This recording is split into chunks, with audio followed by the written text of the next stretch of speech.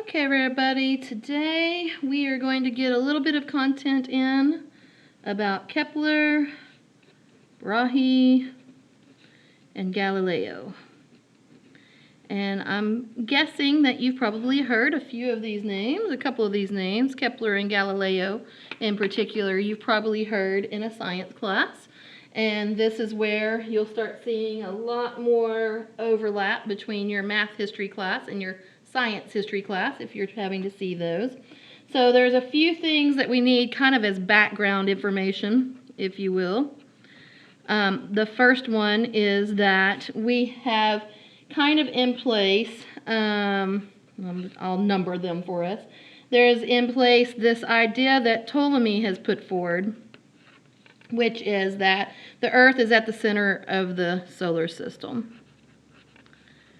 And I'm sure we've heard this before, right? Everybody thinks the world revolves around them, or in this case, because we are human and our entire world is right here on Earth, a lot of times we think that things revolve around the Earth. So that's kind of the idea that had been out there since the ancient Egyptian times, that the Earth is the center of the solar system. And something that happened is that Copernicus came along. Copernicus, Copernicus, and he came along and he said, no. Okay, you are wrong.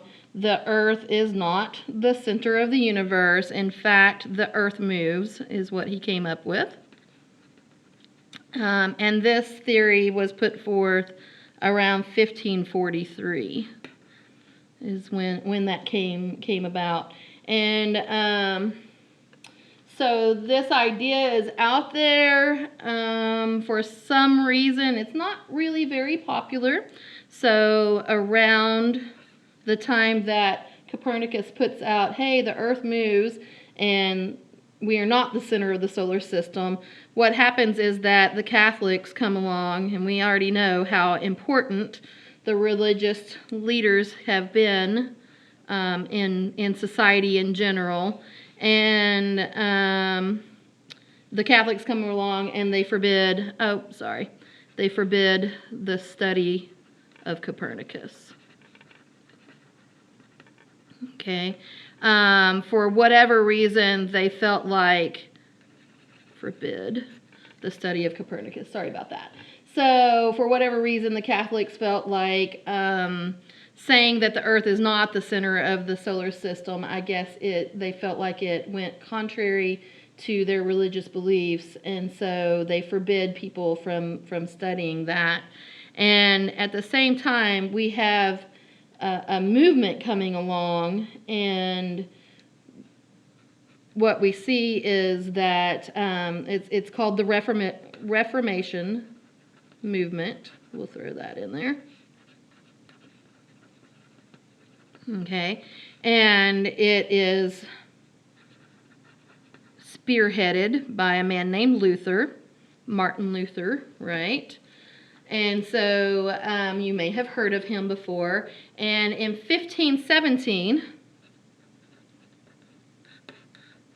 it was the Reformation, and I think this date is interesting because I have a friend who is Lutheran, and just a couple of years ago, they actually celebrated 500 years, because it was 2017, so they celebrated 500 years of the Reformation movement. And what the Reformation movement did was in 1517, it basically, and Luther was in Germany, and basically this was what kick-started the Protestant church. So what we see is another church out there who has its roots in the belief that Jesus is the Messiah, and yet it has different foundational principles from the Catholic Church. So we end up seeing this birth, so to speak, of the Protestant churches, and it comes in the form of Lutherans, which is named, that religion is named after Martin Luther. Okay, so we see this this church that's rising up that's also considered Christian but is not the same as Catholic. And what happens is the next thing we see, the church is both Catholics and Lutherans denounce Nicholas Copernicus is the name. Nicholas Copernicus. His dates, I have them here. He's just a side note in our study, but 1473 to 1543, I believe, are his dates. So they denounce him, and what that means is that all of his teachings are forbidden. We don't agree with what you're saying, and we don't want you studying it, I think is what it says. So you may have some French people pop in. You may have some German people pop in. You may have some Italians, which we've already talked about Italians a little bit, but you may have Spanish. You may have people from the Netherlands, things like that. So all over Europe, basically. And we start to see how Europe is really very, what we'll see is that he's one of the first people that we feel like study what would be considered modern astronomy. Okay. And as part of that, what we'll see is that he studied Copernicus in private. Okay, so privately, he's not going to tell everybody that he's doing it, but privately, he's studying Copernicus. In 1595, he went to study theology, which is, of course, the religious study. And he decided, I don't really love that, and he changes over in 1595 to math and astronomy. Okay, so it's a totally different way of studying. He becomes a professor of mathematics.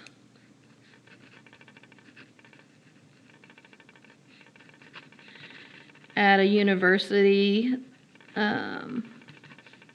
it's called Graz, at the University of Graz. I'm probably saying that incorrectly, but it's probably like Graz. University of Graz. It's Gratz. Okay, so he becomes a professor there, and what we see is that he actually has a reputation as being a difficult professor, and that he didn't actually want to attend. You'll see no attendance on his part. Lectures are sparse, that kind of thing. He actually tends to give lectures as rhetoric.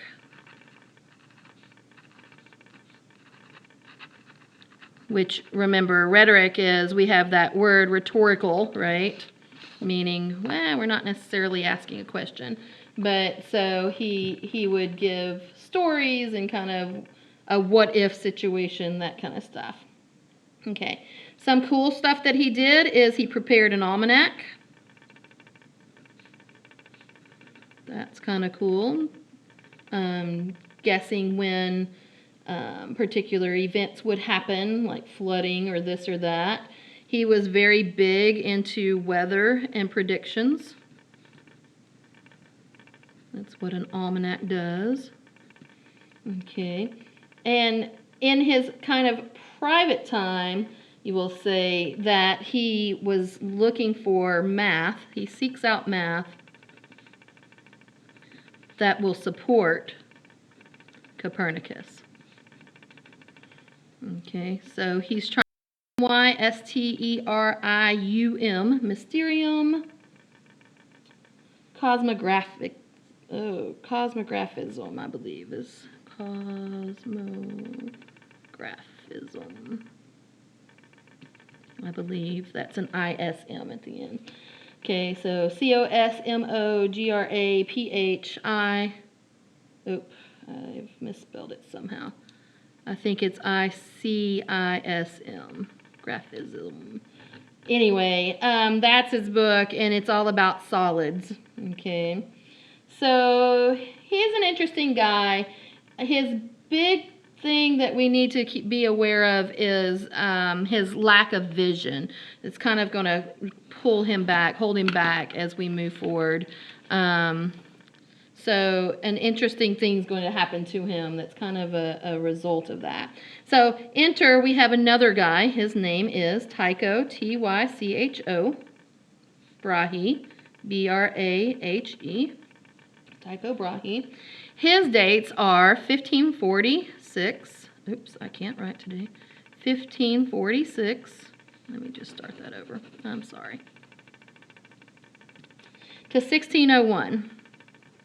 Okay, so if you compare their dates, he was born before Kepler by not quite 30 years, 20-something years, and he actually dies about close to 30 years before Kepler. Okay, so he dies kind of early compared to Kepler. Okay, this guy is Danish. Okay, and he actually is a Lutheran. And he does not believe in Copernicus. Okay, because he's not supposed to, because he's a good Lutheran. Okay, he actually goes to the University of Copenhagen.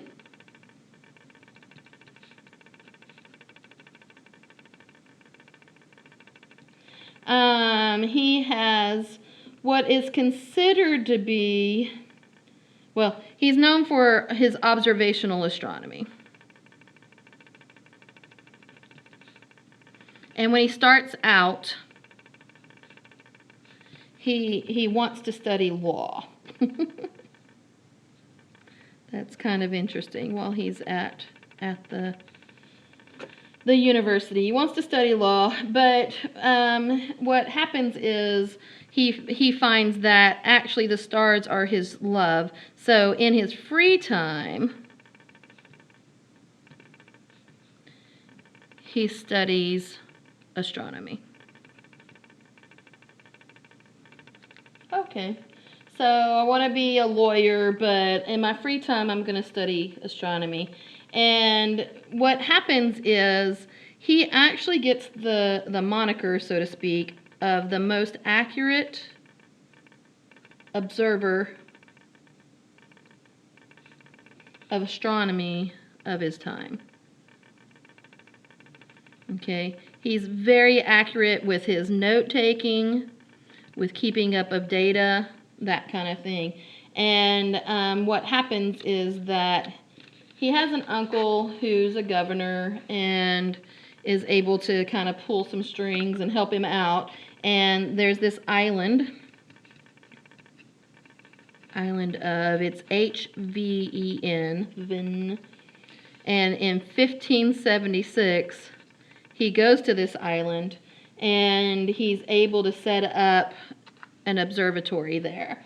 And what happens is he has very, very accurate instruments. In fact, the observatory on this island is said to be the most complete astronomy facility in all of Europe. Okay? The most complete facility in all of Europe.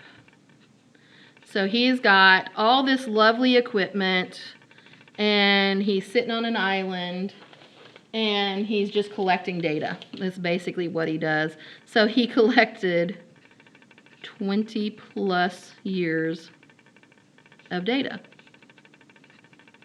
Okay, and it's all about the stars and the movements that he's seeing in the sky and where such and such star is positioned at such and such time of the year and things like that. Okay, another thing that's interesting for him is he has his own private printing press. So he's able to make some of this stuff available to other people, some of his data collection available to other people. So he leaves his island. So he has all this data, but he omits the math. He doesn't know the math, basically. He has no math to figure out what any of his data means. He just has 20 plus years of data. So he leaves his island in 1597, and he goes to Copenhagen. Okay. I'm not sure why he had to leave. I know that at one point he was there because he had a very influential uncle who was influential with the governor, and perhaps something happened there. I don't know. If you want to know the story behind that, you can certainly go and look at it. But he goes to Copenhagen, and in 1599 he goes to Prague. Okay. And in Prague he has his own observatory. It's at a castle. It's called the Castle of Benatky is what I'm going with. Benatky, this castle. And while he's there, he gets there in 1599. Now back up a minute. He's 1599. He goes to Prague. If we back up just a little bit, he dies in 1601. So this is just a couple of years before his death. He ends up at this castle, and lo and behold, in 1600, what happens is Kepler becomes his assistant. Okay, he needs somebody to do some math, basically. Okay, and Kepler becomes his assistant. And what happens is that even though they don't agree, in particular about Copernicus, he still praises Kepler's math ability. Even though we don't agree, he still recognizes that Kepler has this insanely awesome ability to do these math things. So what happened? Before this, let's go back to Kepler. If you'll recall that he was over at the University of Graz, and then he was kicked out. So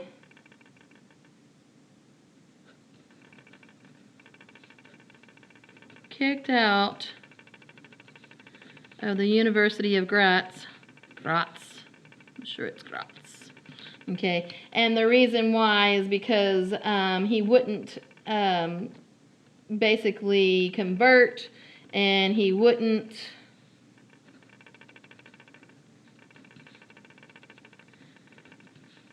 give up his belief in Copernicus's thoughts, his theory. So he actually ends up getting kicked out of the university, and they actually say he was harassed because of his faith or lack of faith, depending on how you want to think about it. So here's something interesting that supposedly happened. The Roman Catholic Church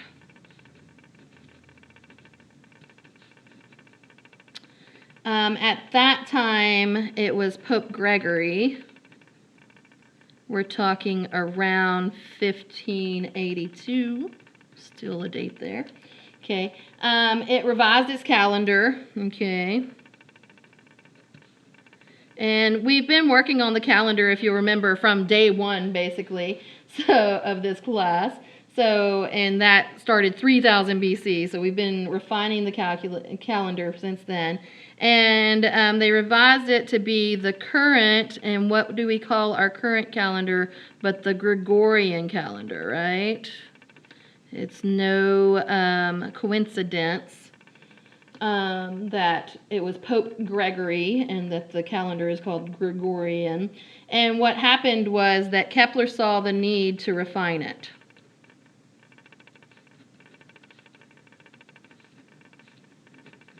Okay, so he figures out there's a correction that's needed in our calendar, And so he figures out that we are 10 days out of alignment with the sun.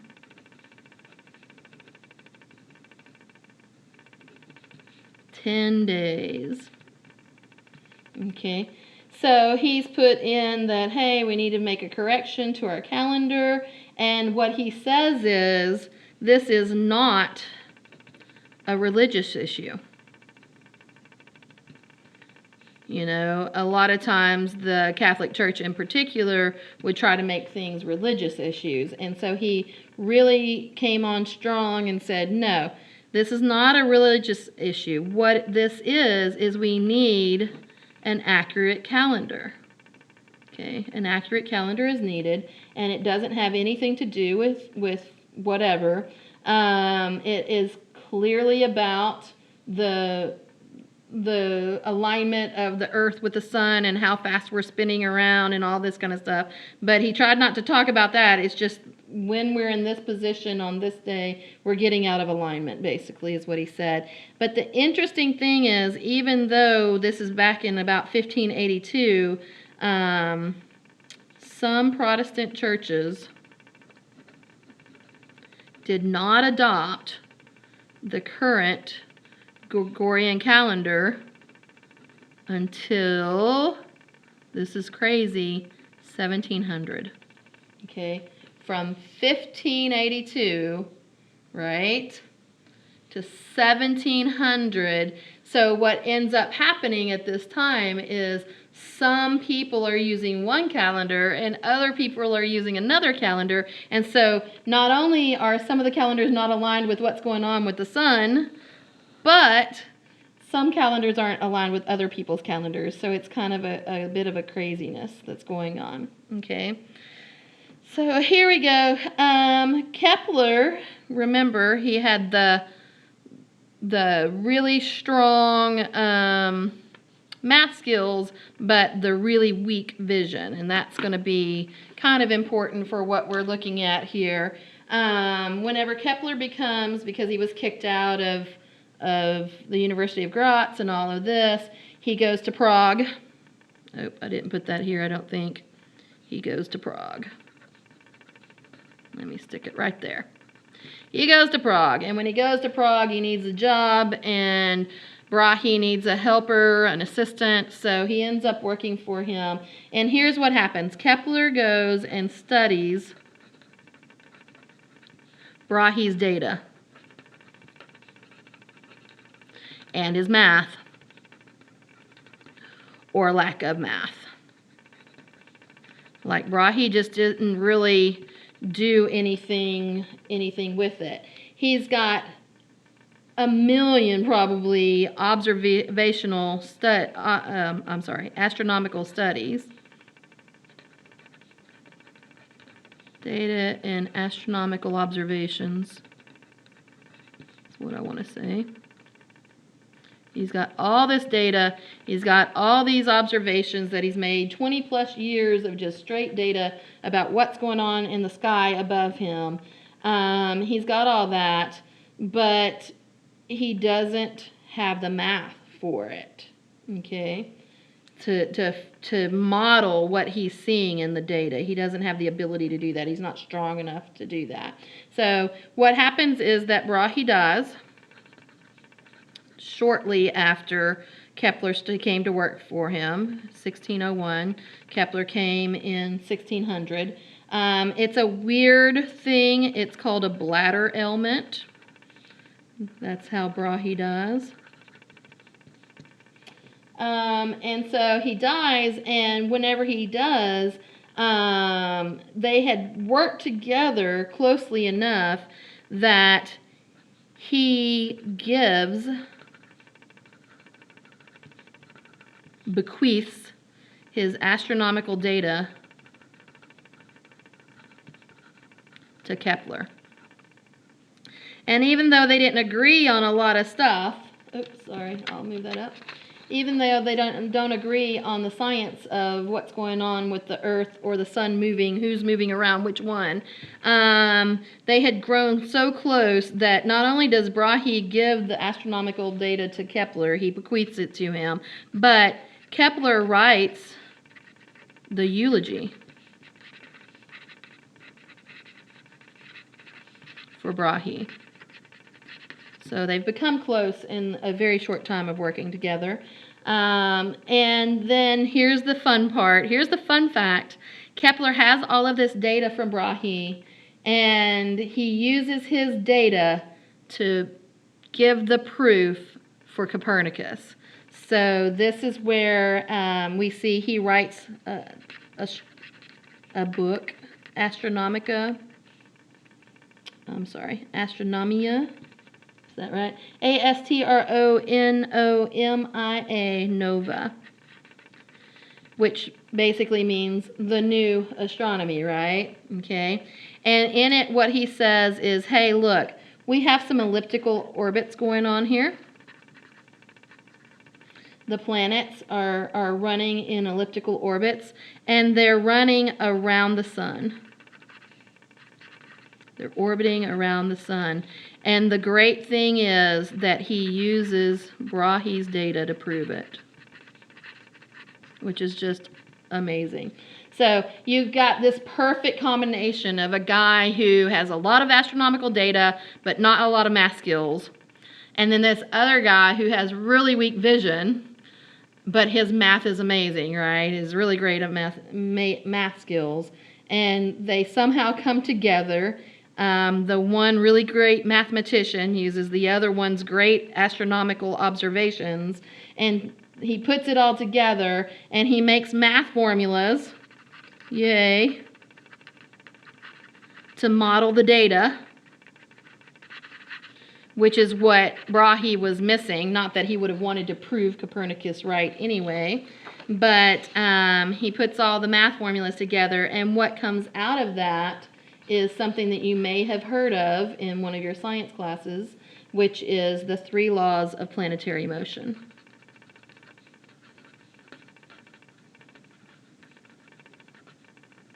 And that comes out of this wonderful meeting of minds with a great mathematician and a great astronomical observer. All right. So there we have this amazing collaboration between Brahe and Kepler, and what happens from there is heresy, proving of Copernicus's theory. All right, and then we have this other guy that comes on the scene, similar time periods, and it's Galileo Galilee.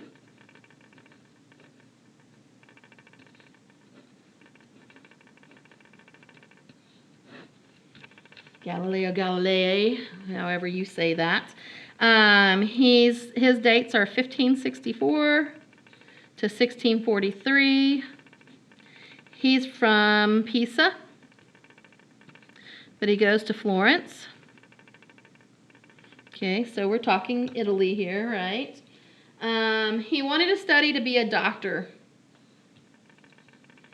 That's what his dad wanted him to do.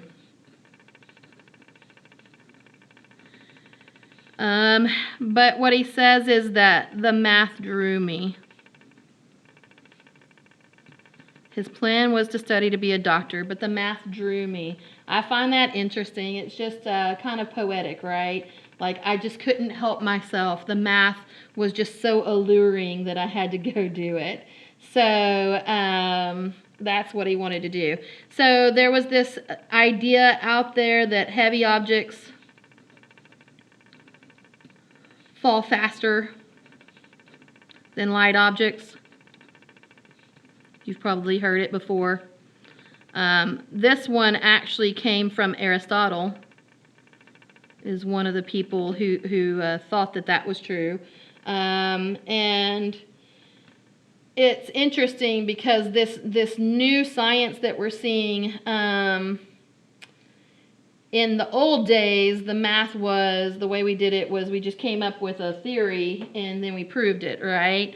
But the way that the new math is happening is instead we're seeing this data, and then we have, like with Brahe and Kepler, we have all this data, and then the data informs the math. So we find a math model that fits the data. So it's a very similar thing that Galileo is doing. What he does is he says no. They fall at the same rate. Okay, I know that people have believed this for years, okay, that heavy objects fall faster than light objects. He says no, they fall at the same rate. And he proves it, and how does he prove it? Not with a theory and a proof, the way that we would be used to seeing. Instead, he does experiments. So this is kind of a new way of thinking. He gathers data, okay?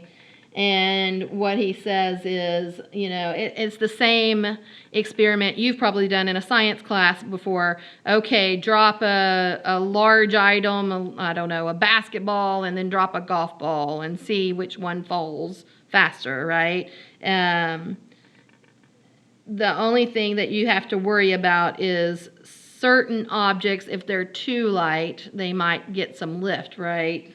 So, but if you're just talking about two different weights of balls or things like that, nope, he says they drop at the same rate, and here I have a ton of data to prove it. And that was the way he was looking at things. And an interesting thing happens, which is that Galileo accepts Kepler's math. Okay, and if you accept his math, then you have to accept the science that goes along with it, right? Okay, so Galileo is actually in support of what Kepler's saying. Okay, so what we see is that these guys are actually a part of what turns into a scientific revolution. Okay.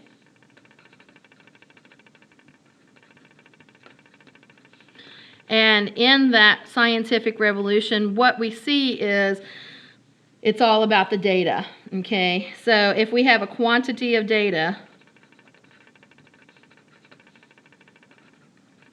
a large quantity of data, then what I can do is I can develop theories to support the data, okay? So that's kind of the idea, not the other way around, okay? I find a large quantity of data, and then I develop the theory to work around the data and to say, oh, well, if it happens this way, then it must be because of X, Y, and Z. And so I find those things out.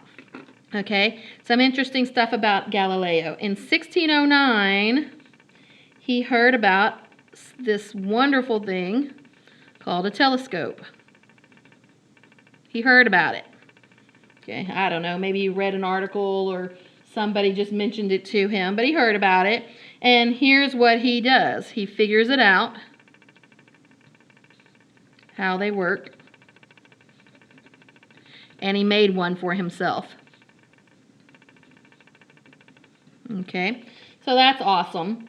He just kind of says, oh, I think I can make my own telescope. That's cool. But here's what happens with Galileo. It's not enough that he just figures it out and makes one.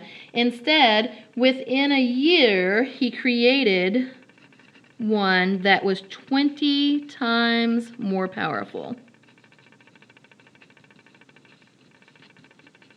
So he's like, it's not enough that I'm just making this telescope and I can use it, but instead I'm going to do a 20 times more powerful telescope.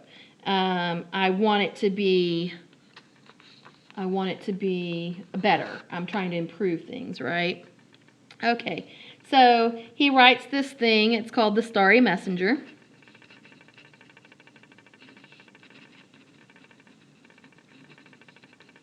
Okay. Other people denounced what he had said. In it, he talks about the craters of the moon, that there are more stars out there, and those kinds of things. So, more stars than just the sun.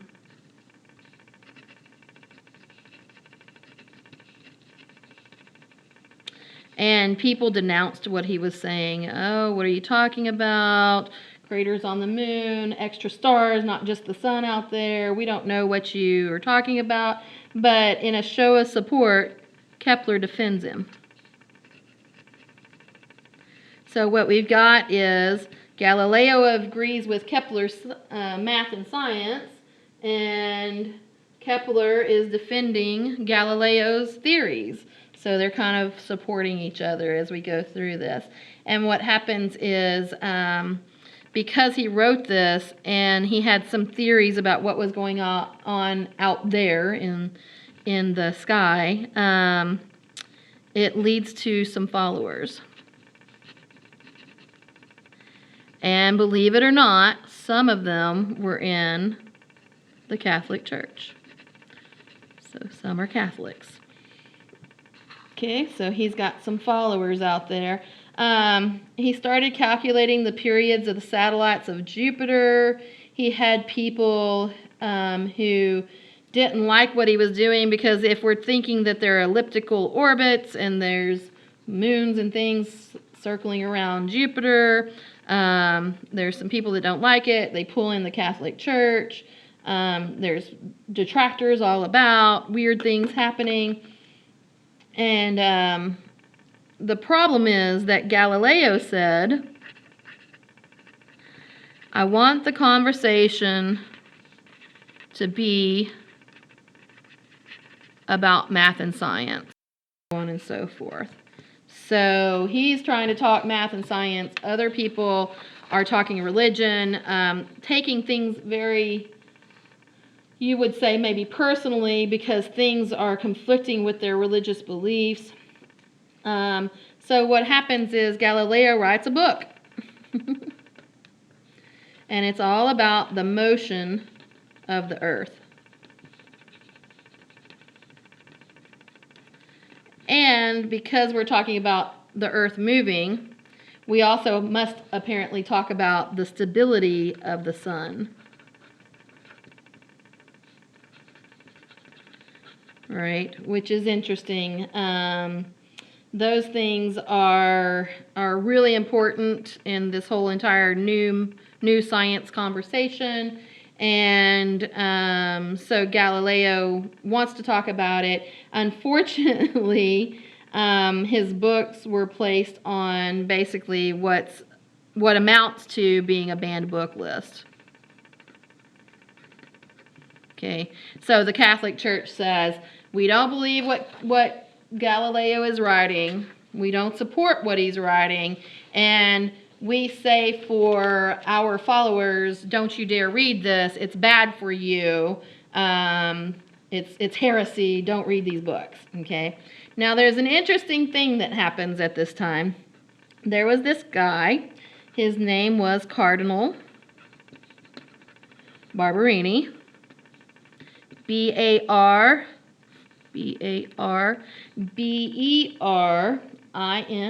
Cardinal Barberini.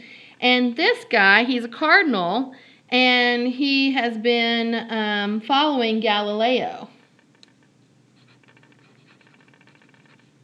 Okay, and he's not disbelieving the things that Galileo is saying, even though the church is banning conversation about this whole thing, right? The interesting thing is that this guy, Cardinal Barberini, becomes Pope Urban the 8th. Okay? He eventually becomes the Pope. Okay? The problem is that people are not liking what Galileo is saying, and it's a big ordeal. And so what this guy does, Cardinal Barberini does, is while he's following Galileo, he says, look, instead of saying the earth is in motion and the sun is moving, why don't you be hypothetical? If you would just speak hypothetically, then we wouldn't have these problems, Galileo. And so what ends up happening is, because of this advice, Galileo writes as if he's having a dialogue.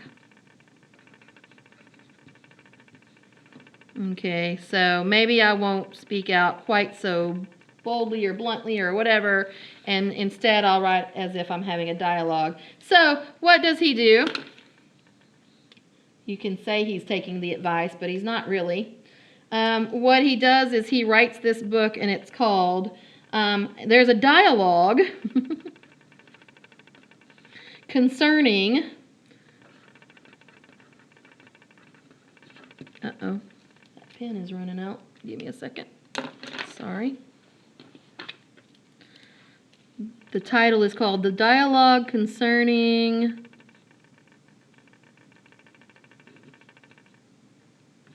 the Two Chief Systems of the World. And then he spells it out. Ptolemaic and Copernican. So he says, sure, I'll speak hypothetically. I'll write as if I'm having dialogue instead of just spelling it out. But you know what I'm going to do? I am going to be very clear, and I'm going to write this as if it were a three-person dialogue, three-person conversation. Okay. And I'm just going to spell it out. This is what Ptolemy says, this is what Copernicus says, and this is the truth of the matter. Okay, so even though he's supposedly being diplomatic, let's say, he's not really. He's really calling out what he thinks is true, and oh my goodness, I will say yikes on that one, because he is just setting himself up for persecution whenever he does this. So what happens? He finished the book in 1629. However, it doesn't get printed until 1632 is when it's published. Part of that is because of the plague going through. And the other thing that he does is he publishes it. This is an interesting factoid. He publishes it in Italian, not Latin. So you ask yourself, why is that important? Well, think about it. Up until now, one of the main languages for scholarly people in this area, in Europe, in Rome, and that kind of stuff, has been Latin, right? Well, only scholarly people can read those things. Italian, that's the popular language, right? So that's what Joe Schmo reads. Okay, Italian is like the language of everybody. So you don't have to be learned, you don't have to be scholarly, you don't have to be special in any way to be able to be reading Italian, unlike the priests and different scribes who are more privileged class because they're educated in Latin. So he publishes it in Italian, and oh my gosh, everybody can read it, right? That is some scary stuff. So what happens? Of course, there's a Holy Inquisition, because, you know, he's been told not to put forth these ideas. And what does he do? Instead, he publishes this thing anyway. So it's banned. Again, put on kind of a banned book list, censorship, if you will. And what happens is that Galileo is summoned to this Holy Inquisition. And what he's charged with is vehement suspicion of heresy. Okay, that's what he's charged with. Oops. Vehement suspicion of heresy. So not only are you committing heresy, but you're doing these atrocious things, and we want you punished, basically. So, but what happens is he's 70 years old.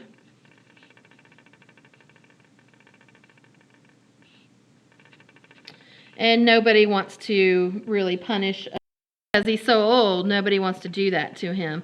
So instead, he's put under surveillance. And what he does is he says, I'm good. I'm going to go live my life in Holland, which is far, far away from Italy and much more progressive area. And while I'm there, I'm going to, take in the good life, so to speak. And actually, it's shown that it's believed that he was blind for the last 6 years of his life while he's living out his sentence, so to speak, under surveillance to make sure he's a good boy. But what does he do? While he's there, he publishes a book. He just can't stop himself. And the book is called Two New Sciences.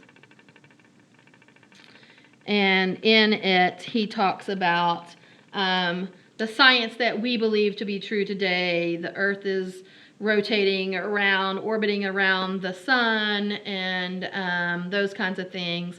So he just can't leave it alone. He goes to live in Holland, but while he's there, he publishes this new book. So that's kind of the background science-y stuff about Kepler and Brahe and Galileo. So I'm going to stop there. I believe the next person we want to talk about is Descartes. He's kind of an interesting philosopher, mathematician guy. And if you don't know about Descartes yet, you will. You actually know some stuff about him, maybe without even knowing. Think about this thing you know about that's called the Cartesian coordinate system. So that's your little teaser. And whenever I start up next time, we'll talk about Descartes. We're quickly headed toward the calculus controversy, which is a huge topic for our course. And then we just have a few more modern mathematicians we're going to pick up, and then we'll be done with all of our content. So we're moving along in our course, and I hope this is interesting to you, and I will talk to you later. Take care.